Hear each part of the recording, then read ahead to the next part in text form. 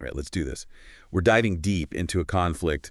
Oh, most people think they know, but there's way more to the Korean War than just, it being called the Forgotten War. Right. We're going to go past the headlines today. Yeah. And really try to figure out why this conflict, it's still shaping the world today. Mm-hmm.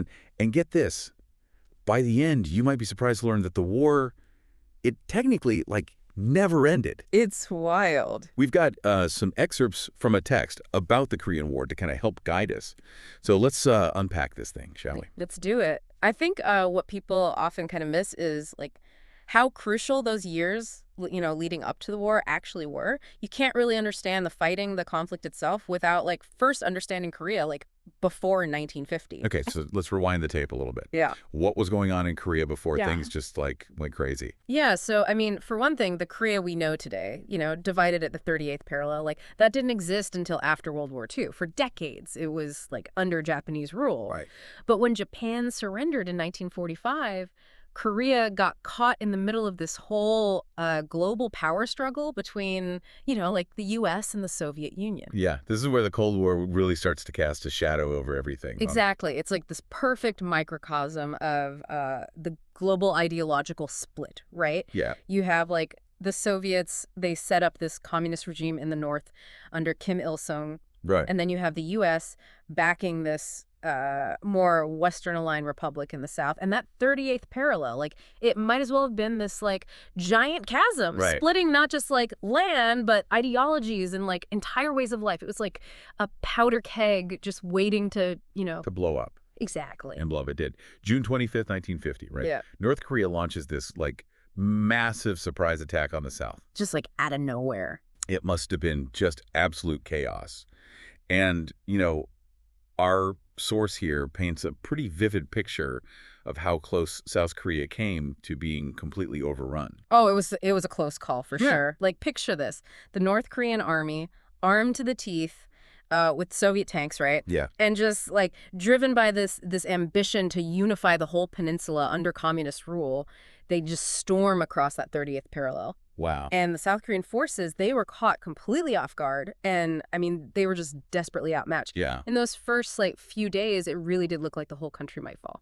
It's crazy. So what turned the tide? I mean, everyone knows that the U.S. and the UN got involved, but, how did they actually stop that North Korean, onslaught? Well, that's where things get really interesting. It's where one of the most audacious gambles in military history comes in. Yeah. The Incheon landing, orchestrated by, of course, General Douglas MacArthur. Now, this is where it gets really interesting because Incheon, I mean, that wasn't just some random spot on the map. Right. That's not at all.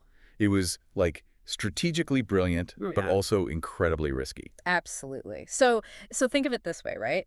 Instead of meeting the North Korean forces head on, in a bloody ground war, right? MacArthur, he decides to outflank them completely. Wow. And he chooses Incheon, this port city way up on the west coast of Korea. Yeah. Problem is, the tides there, notoriously treacherous. Oh, yeah. And the terrain, I mean, nightmare, making it a logistical and tactical, nightmare. Yeah, I'm trying to picture it now. Narrow channels, mud flats, heavily fortified islands. Yeah. Not exactly a walk in the park for, an amphibious landing. You got it. But MacArthur, he saw an opportunity. He knew the North Koreans, they wouldn't expect an attack at Incheon. Right. They would be focused on the south. Right, yeah. And he was right. The landing, though incredibly difficult, it caught the North Koreans completely off guard. So it's like a chess move, right? Exactly. Suddenly you have UN forces behind enemy lines. Yeah. Cutting off supplies and just throwing that North Korean advance into disarray. Precisely. It was a total turning point. But, and this is where things get even more complex, the UN's success at Incheon, it didn't end the war. Oh, no. In fact, you could say it triggered another even more dangerous phase of the conflict. Okay, hold on. So we've got the stage set, we've got the surprise attack, this daring counteroffensive at Incheon. Yeah. What happens next? Well, remember how Korea, it's right on China's doorstep. Oh, yeah, that's right. And China, they were already a communist power by this point. Right. I bet they weren't too thrilled about, UN forces pushing closer and closer to their border. Not at all. It's like having a party you weren't invited to happening right outside your house, right? Exactly. And this is where the Korean War, it becomes more than just this conflict between, North and South Korea. Right. It becomes a major flashpoint in the Cold War with China, led by Mao Zedong, throwing their weight behind North Korea. So things escalate even further. Oh, absolutely. In October 1950, hundreds of thousands of Chinese troops, they just flood across the Yalu River, Wow. pushing back the UN forces, who were getting dangerously close to that Chinese border. Yeah. The balance of power shifts again, and suddenly the war turns into this brutal stalemate right around that 38th parallel. Oh, wow. That line that kind of started it all. So we're back to square one, kind of. But what did a stalemate actually look like on the ground? Was it just a pause in the fighting, or was it something else? It was definitely something else. Think more World War I with trenches stretching for miles across that frozen Korean landscape. Oh, man. It was a brutal, grinding war of attrition with constant shelling, sniper fire, and just horrific hand-to-hand combat. Yeah. It was a far cry from those sweeping maneuvers and daring landings we saw, earlier in the war. Man, that is just brutal. The source talks about the horrific human cost of this stalemate.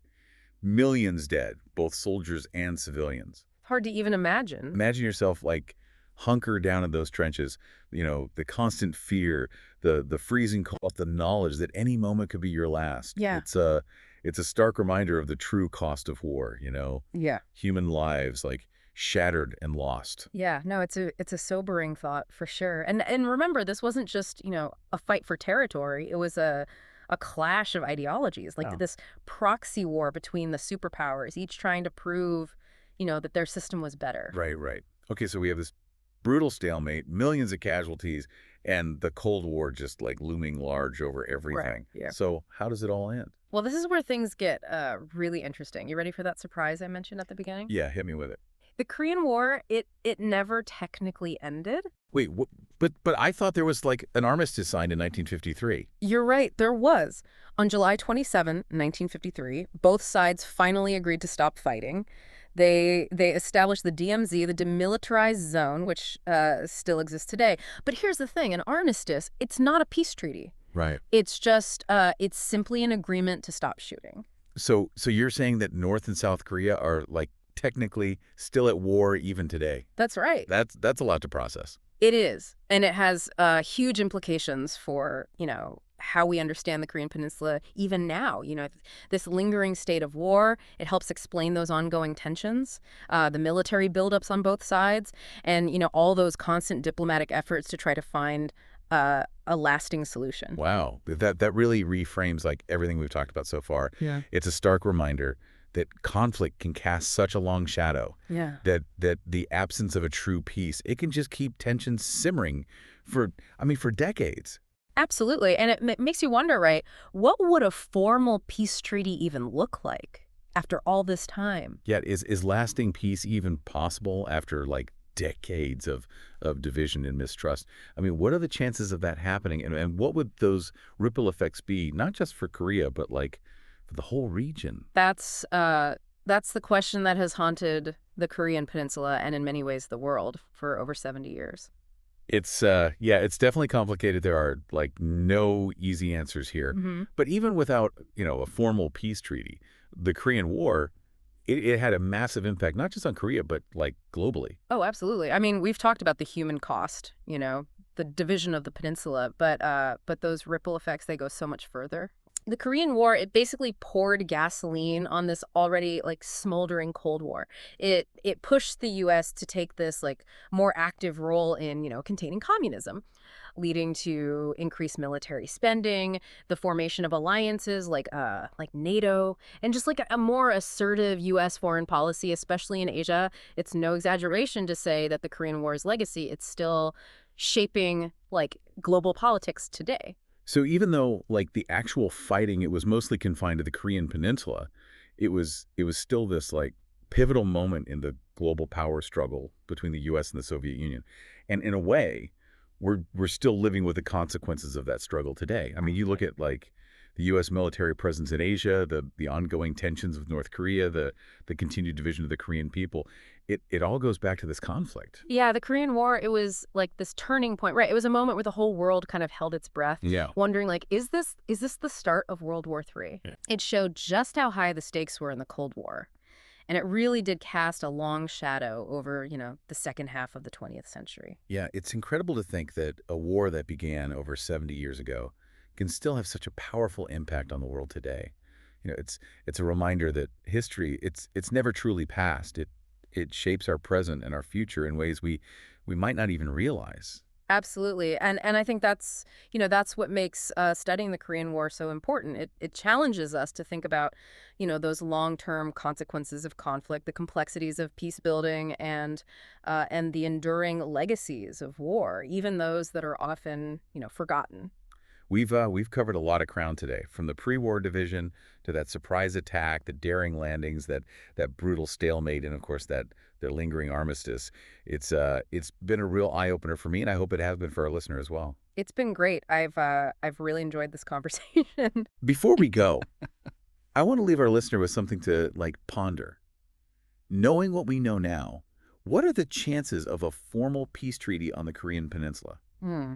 What would it take to bridge that divide after all these years? Is lasting peace even possible? And if it is, what might the ripple effects be? Not just on the region, but on the world. Those are the million-dollar questions. And honestly, I mean, the answer is they're far from easy, but maybe by understanding the past, by grappling with the complexities of this forgotten war, maybe we can start to envision a future where peace on the Korean Peninsula, no matter how improbable it may seem, maybe, just maybe, it might be possible. Well said. Thanks for taking this deep dive with us into the Korean War. It's a story full of lessons. And hopefully it's inspired our listener to, dig a little deeper, to explore those human stories behind the headlines, and to consider the enduring legacies of conflict, even those we often forget.